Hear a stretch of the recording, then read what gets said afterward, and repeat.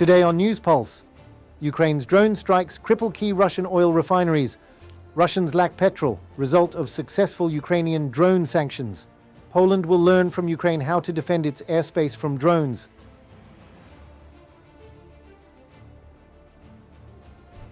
Hello, we are UATV. I am Henry Keane, and you are welcome to the News Pulse. In recent days, Ukraine has escalated its campaign of long-range precision strikes deep into Russian territory, targeting critical infrastructure fueling the Kremlin's war machine. A series of coordinated drone attacks on September 13th and 14th struck key oil refineries, chemical plants, and military-linked industrial facilities across Russia. On September 13th, the Primorsk oil port was struck, Russia's main oil terminal on the Gulf of Finland and the final point of the Baltic pipeline system. One vessel and a pumping station caught fire as a result of the drone strike. On this day, drones operated by Defense Intelligence of Ukraine also targeted the Russian military chemical facility Metafrax Chemicals, located 1,600 kilometers from the Ukrainian border.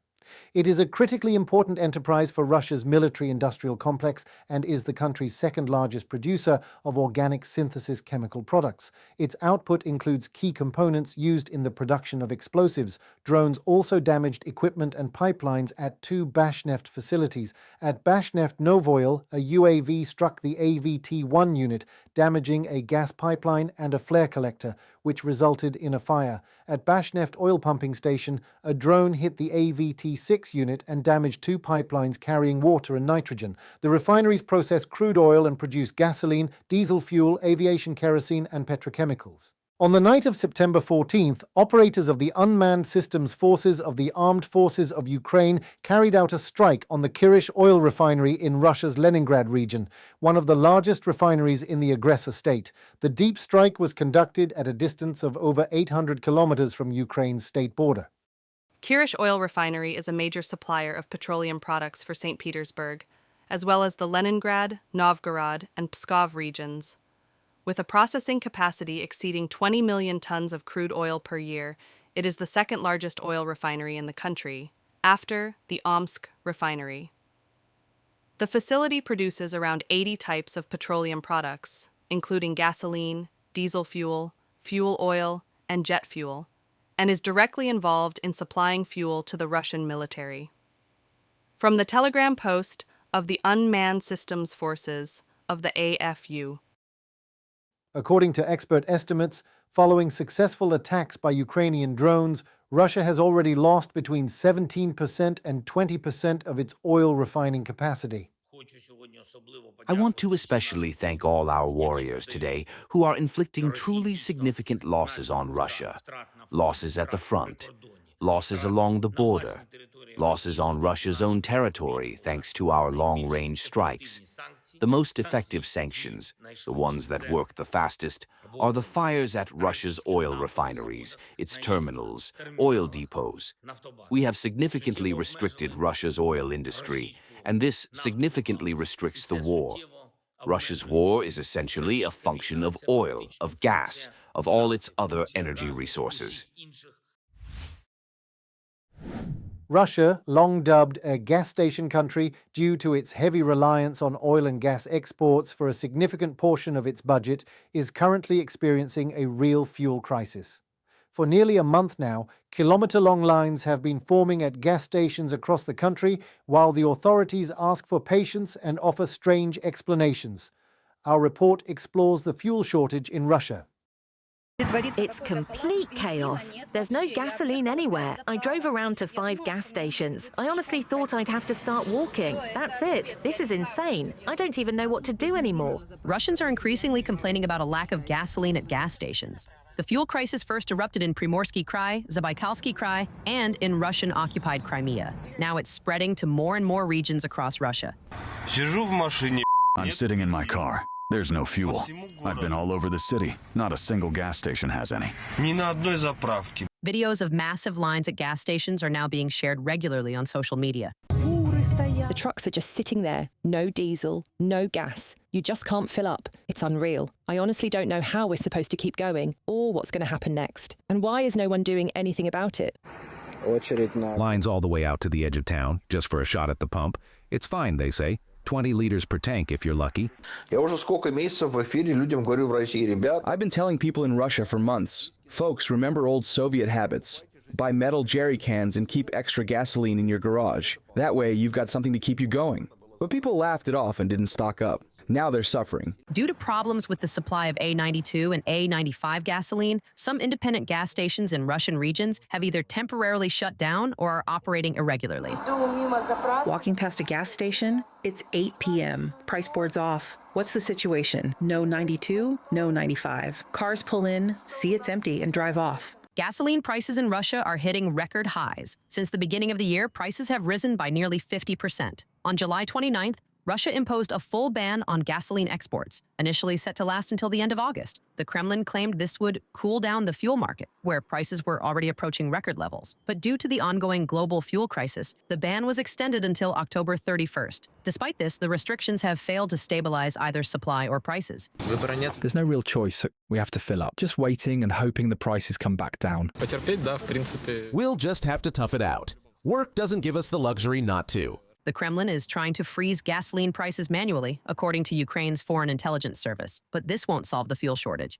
Analysts say that after successful Ukrainian drone strikes, Russia has already lost between 17% and 20% of its oil refining capacity. Administrative price controls have three consequences: reduced trade volumes, the loss of the exchange's role as a price indicator, and the emergence of a grey market. The imposed restrictions clearly show that the Russian government is incapable of solving this dilemma through market mechanisms. The pressure on the market will only increase, the shortage will worsen, and grey market trading will become the main supply channel. From a statement by the Foreign Intelligence Service of Ukraine. This is the result of Russia's war against Ukraine, and now every Russian is starting to feel the real consequences, experts say. The war has made Russia's economy extremely fragile. If it doesn't end soon, collapse is inevitable, not just in the fuel sector, but across the board. Natalia Gusak, Volodymyr Shtengelov, UATV News. Poland's Ministry of Defense has confirmed that joint training and cooperation with Ukraine on counter-drone systems will be conducted on Polish territory. The ministry issued the clarification on X after media reports suggested Polish soldiers might travel to Ukraine for training. Earlier, some outlets reported that members of the Polish army would travel to Ukraine to learn techniques for shooting down drones. This update follows recent discussions between Poland's Chief of the General Staff and Ukraine's Commander-in-Chief, Oleksandr Syrski. The two military leaders reviewed procedures for sharing information on aerial threats. In response to questions about the location of planned drone training and cooperation between Polish and Ukrainian experts, we inform you that talks are currently underway on deepening collaboration in the field of drones and counter-drone systems. All of these activities are expected to take place in Poland. Polish Ministry of Defense statement on X social network. As the Polish military portal Defense24 reports, Poland's current approach to countering cheap Russian kamikaze drones looks increasingly like using a cannon to kill a mosquito. The armed forces simply lack cost-effective tools to neutralize lightweight loitering munitions such as Shahed, so they've resorted to sending high-end fighters and guided missiles against targets that cost only a few $1,000s. So the Polish are talking about the Ukrainian experience. Interceptor drones like the Assassin drone of Polish development. The most effective and safe means of kinetic countermeasures against drones appear to be fighter drones, so-called interceptors. The war in Ukraine demonstrated that virtually any drone equipped with a warhead can hunt hostile drones, striking and destroying them. It's encouraging that Polish industry has also responded to this demand, and that what was presented as a model just a year ago is now flying effectively. From the publication Defense24 on their website. On 10th of September, Polish jets, including F-35 and F-16, were scrambled to intercept incoming UAVs built largely from foam and plywood. Those intercepts reportedly used air-to-air missiles, short-range AIM-9X and medium-range AIM-120. But while drones may cost around $5,000, an AIM-9X runs in hundreds of thousands, and an AIM-120 can cost roughly $1 million or more for one missile. Once you add the flight hours and operational costs of modern fighters, the economics of modern war are starkly in Russia's favor.